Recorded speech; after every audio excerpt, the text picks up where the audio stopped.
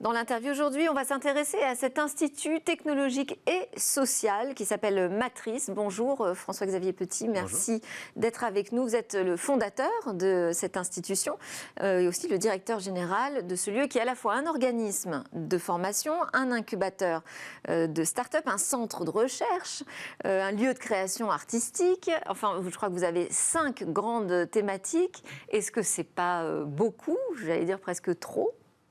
Si on peut tout bien faire. Hein. Forcément, c'est beaucoup. Ouais. Oui, on peut tout bien faire, mais pourquoi est-ce qu'on fait tout ça ? La question est là. C'est pas par plaisir d'empiler des cubes, mais au contraire, parce que si on prend au sérieux la question de la transformation numérique, tant des entreprises que des acteurs publics, en fait, on a besoin de tout ça. En fait, la question de comment est-ce qu'on transforme, comment est-ce qu'on fait avancer son entreprise, son institution, elle se joue au croisement de ces différents sujets et dans la capacité justement à les hybrider. La transformation numérique, c'est pas simplement venir implémenter des solutions technologiques à différents endroits. Former ses salariés aux nouveaux outils, c'est pas seulement, vous dites, pratiquer le numérique, c'est aussi penser le numérique aujourd'hui, c'est ça qui est important. C'est ça la question, c'est-à-dire qu'est-ce que l'on veut en faire ? On a au bout des doigts une puissance incroyable. Cette puissance incroyable, par le maniement des données, par la création d'algorithmes, par l'ensemble des dispositifs technologiques, qu'est-ce qu'on en fait ? On la met au service de quoi ? C'est pour ça que c'est un sujet technologique, mais c'est aussi un sujet de vision, un sujet de manière dont on conduit son entreprise dans cette direction-là. Donc, une véritable problématique de stratégie RH et une façon, pour pouvoir le mener, de faire rentrer les compétences dont on a besoin et surtout de transformer en interne des métiers qui sont en voie de décroissance vers des besoins qui sont avérés, nombreux, pressants et qui frappent à la porte. Si on n'est pas capable de mener tout ça en même temps, alors on n'y arrive pas. D'où cette approche qui est la nôtre, d'avoir toutes ces activités pour pouvoir justement les mettre ensemble et mener en même temps cette transformation. Mais ça veut dire que vous êtes convaincu qu'aujourd'hui, le numérique touche aux questions sociales. Est-ce que ce n'est pas un prisme, un premier biais, ça ? Alors, c'est un biais, c'est une conviction. Surtout, oui, le numérique touche aux questions sociales, évidemment, puissamment. Quand on voit à quel point les effets sur les métiers sont gigantesques, ne peut pas se contenter de dire « ce n'est qu'une question technologique, ça appartient à la DSI et ailleurs, le reste de l'entreprise continue à vivre sa vie ». On mène en ce moment une étude sur la question de l'automatisation des métiers. Et on a beaucoup de salariés qui nous disent « avant j'avais un métier, maintenant je regarde un ordinateur faire mon métier ».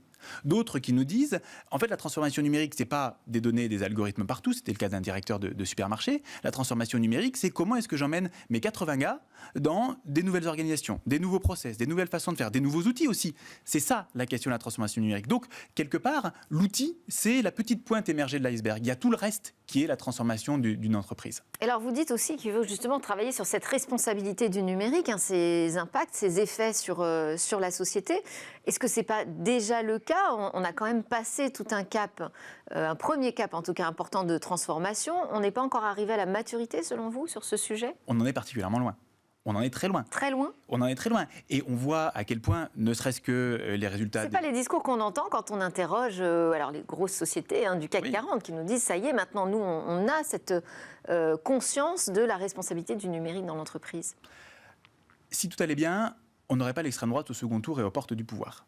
Il faut bien lire aussi dans ces votes-là un malaise fondamental de la société quant à l'environnement numérique qui est autour de nous. Vous pensez que c'est lié à l'environnement numérique ? Je pense que c'est particulièrement lié à l'environnement numérique qui est aussi responsable de la perte de prise sur son environnement, la perte de prise sur son travail, la perte de prise sur où ses enfants vont aller faire des études, la perte de prise sur absolument tout. Quand monsieur le banquier vous dit « je ne peux pas vous faire un crédit, le système ne veut pas », quelle prise a-t-on ? Et particulièrement quand on est en bas de la société. Évidemment que l'automatisation généralisée que l'on connaît a des effets politiques et sociaux. Et justement, nous, acteurs du numérique, si on continue à dire tout va bien, on fait de l'intelligence artificielle, c'est formidable, les cryptos progressent, c'est génial, et la société n'existe plus, alors on va au-devant de difficultés fondamentales. Alors comment on fait quand on est un institut qui veut porter vraiment ce sujet de savoir penser le numérique, comment on fait pour anticiper ces transformations de la société, pour agir en amont ? Justement, en réfléchissant et en produisant des solutions qui permettent de mettre en œuvre une vision particulière du numérique. Comment est-ce qu'on est capable de créer de la traçabilité sur les données ? Comment est-ce qu'on est en capacité de mettre en visibilité les choix que font les algorithmes ? Comment est-ce qu'on est en capacité de savoir ce qui relève de la machine et ce qui doit relever des humains. Et pouvoir justement partager les choses dans ce sens-là. Sortir de la confusion absolue qui fait qu'on fait faire aux humains des travaux de machines et aux machines des travaux d'humains. Et alors très concrètement, ça s'organise comment? Parce qu'on a dit, vous avez beaucoup de travaux en cours, à la fois sur la transformation du travail, vous avez un incubateur de start-up, vous regardez, je crois, les projets les plus responsables socialement, justement, un organisme de formation aux nouveaux métiers du numérique. Qu'est-ce que j'oublie? La création artistique. Bien sûr. Alors, comment est-ce que vous faites travailler tout ça ensemble autour de cette question de la responsabilité? Très concrètement, par exemple, quand l'Assemblée nationale nous sollicite pour travailler sur la question de l'automatisation du processus d'amendement, on envoie d'abord sur le terrain les sociologues, les anthropologues, les designers, comprendre justement quels sont les enjeux et quels sont les sujets. Les députés, un certain nombre, nous disent c'est notre pouvoir l'amendement, donc n'y touchons pas. Les administrateurs de l'Assemblée nous disent c'est notre métier que d'écrire les amendements, donc n'y touchez pas. Si c'est ça, alors le numérique sera notre ennemi. En comprenant ça, nous on se dit justement quelle est leur valeur ajoutée? Où est-ce qu'ils sont intéressants? Ils sont intéressants et utiles sur la conception de l'amendement. Qu'est-ce qu'on met dedans? Quel est le fond du texte? Par contre, là où la machine peut intervenir, c'est sur le fait de bien écrire en légistique, en langage juridique.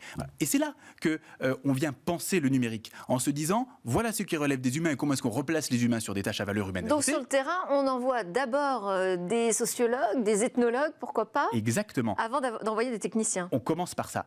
Et sur cette base-là, on construit les projets. Donc ensuite, c'est les chefs de projet, c'est les entrepreneurs qui prennent la main, et les techniciens arrivent après pour pouvoir fabriquer ça. En même temps, ils étaient là au début parce que nous, on ne séquence pas les choses de manière si étroite, avec les techniciens à la fin qui font ce qu'on leur a dit. On les fait penser dès le début aux différentes solutions. Mais c'est comme ça, en fait, qu'on pense un numérique qui est responsable des usages, qui est responsable des gens, qui est responsable de leur métier, qui est responsable de leurs conditions sociales et qui est aussi responsable de leur qualité au travail, de leur qualité de travail. Vous savez, dans l'automatisation, il y a deux choses. Il y a la question de produire des solutions technologiques qui permettent de remplacer un certain nombre de tâches, mais il y a la question de construire une expérience qui est fondamentalement différente, à la fois pour l'utilisateur, mais aussi pour le collaborateur, pour le travailleur. Et si on oublie ça, alors le numérique va droit dans le mur. Et alors, les gens se révolteront. Il ne vous a pas échappé que sur les 12 candidats à l'élection présidentielle, 11 étaient pour la suppression de Parcoursup.